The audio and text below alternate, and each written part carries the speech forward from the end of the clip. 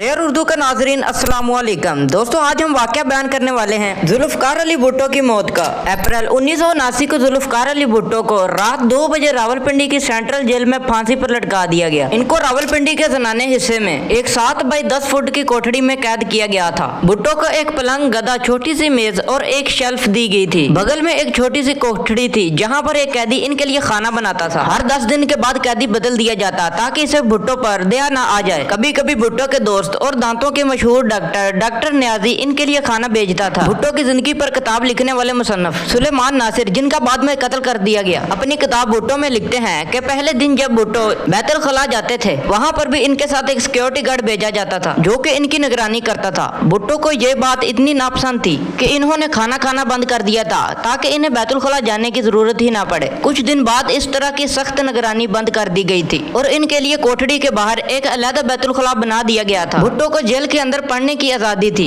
आखिरी दिनों में उसने बहुत सी किताबों का मुतालिया किया था। पंजाब हुकूमत ने जल्लाद मसीह को, जिसका नाम तारा मसीह था, भुट्टो को फांसी देने के लिए लाहौर से बुलाया गया था। इनका ये काम पेशा था। इनका खानदान महाराजा रंजीत सिंह के जमाने से फांसी देने का काम कर रहा था। इस वक्त मसीह की तनख्वाह 375 रुपए महाना थी और हर फांसी देने पर इन्हें इजाफी 10 रुपए मिलते थे। एक बार जब जेल के अंदर डॉक्टर न्याजी लालटीन की रोशनी से इनके दांतों का मुतालिया कर रहा था तो भुट्टो ने इनके साथ मजाक से कहा, तुम्हारे क्लिनिक में तो एक खूबसूरत लड़की तुम्हारे साथ होती है और यहाँ पर एक कैदी से मदद ले रहे हो। बेनजीर भुट्टो 2 अप्रैल 1979 को सुबह अपने बिस्तर में लेटी हुई थी। तभी अचानक इनकी वालदा नुसरत भुट्टो कमरे में आती हैं और ये कहते हुए दाखिल होती हैं, पिंकी घर के बाहर जो फौजी खड़े हैं वो कह रहे हैं कि तुम दोनों को आज ही तुम्हारे वाले से मुलाकात करने जाना पड़ेगा। इसका मतलब क्या है? बेनजीर भुट्टो अपनी मम्मी से पूछती हैं। बेनजीर भुट्टो की वालदा को ये मालूम था कि ये हमें क्यों बुला रहे हैं, लेकिन हम दोनों इसको कबूल नहीं कर पा रहे थे। इसका एक ही मतलब था कि ज़ियाउल हक मेरे वालिद का कत्ल करने को तैयार थे। नुसरत और बेनजीर भुट्टो को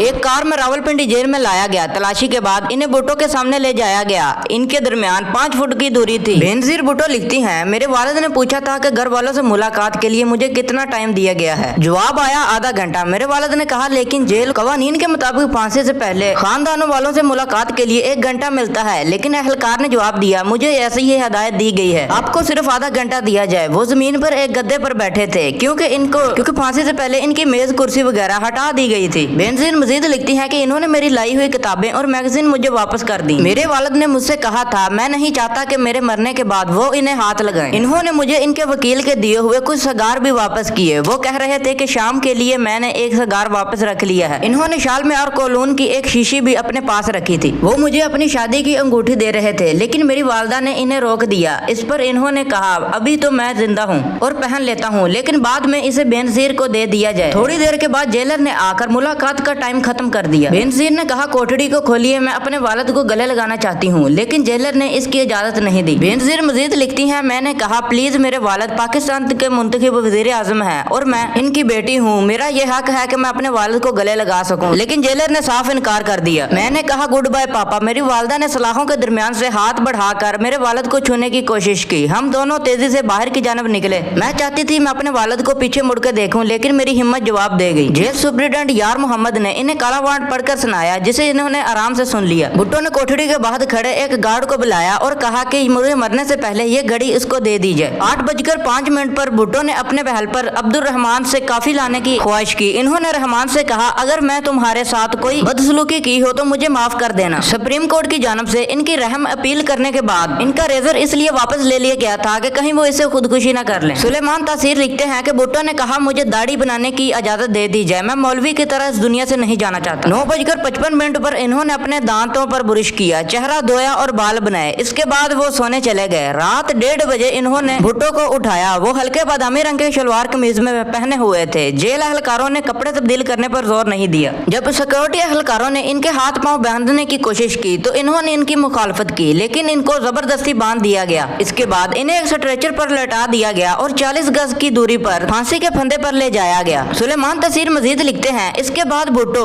स्ट्रेचर से खुद उतरे और फांसी के फंदे तक खुद चलकर गए। जल्लाद ने इनका चेहरा काले कपड़े से ढांप दिया। इनके पैर बांध दिए गए। जैसे ही 2:04 पर जल्लाद को इशारा मौसूल हुआ तो उसने लीवर को खींचा। भुट्टो के आखिरी अल्फाज थे फिनिश आर्ट। 35 मिनट के बाद भुट्टो के मुर्दा जिस्म को एक स्ट्रेचर पर रख दिया गया। इस जमाने में रावलपिंडी सेंट्रल जेल में खुफिया एहलकार कर्नल रफीउल दीन लिखते हैं, इनकी मौत के बाद खुफिया एजेंसी के फोटोग्राफर आकर भुट्टो के प्राइवेट पार्ट पर फोटोग्राफी करते हैं। हुकूमत इस बात का अंदाजा लगाना चाहती थी कि आया भुट्टो के इस्लामी तरीके से खतने भी हुए हैं। इस बात का कोई शक नहीं था कि भुट्टो के खतने हुए थे। इसके बाद जेलर ने भुट्टो की एक चीज बेनजीर को सौंपी। बेनजीर लिखती हैं, इसने मुझे पापा की शलवार कमीज दी जो कि इन्होंने मरने से पहले पहनी हुई थी और इनमें शाल मार कोलोन की महक अभी तक आ रही थी। फिर जेलर ने इनका टिफिन दिया जिसमें वो गुज़श्ता दिनों में खाना खाते थे, लेकिन वो खाना वापस आ जाता था। एक चाय का कप भी दिया गया। उसके बाद बेनजीर जेलर से पूछती हैं कि इनकी एक अंगूठी भी थी। उस पर जेलर हैरत की नजरों से देखकर कहता, इनके पास अंगूठी भी थी। फिर वो अंगूठी ढूंढने का नाटक करके बॉक्स से अंगूठी निकाल कर दे देता है और ये भी कहता है कि इनकी आखिरत पुरस्कीन होगी। बेनजीर कहती है कि फांसी से मरने वाले भी कोई पुरस्कून हो सकते हैं। बेनजीर के खानदान के मुलाजिम बशीर की निगाह जब इनके कपड़ों पर पड़ी तो वो चिल्लाने लगा, या अल्लाह, इन्होंने मेरे साहब को मार दिया। दोस्तों, वीडियो अच्छी और इन्फॉर्मेटिव लगी हो तो वीडियो को लाइक लाजमी से करना और चैनल पे नहीं हो तो चैनल को सब्सक्राइब कर देना ऐसी और वीडियोस देखने के लिए। अल्लाह हाफिज।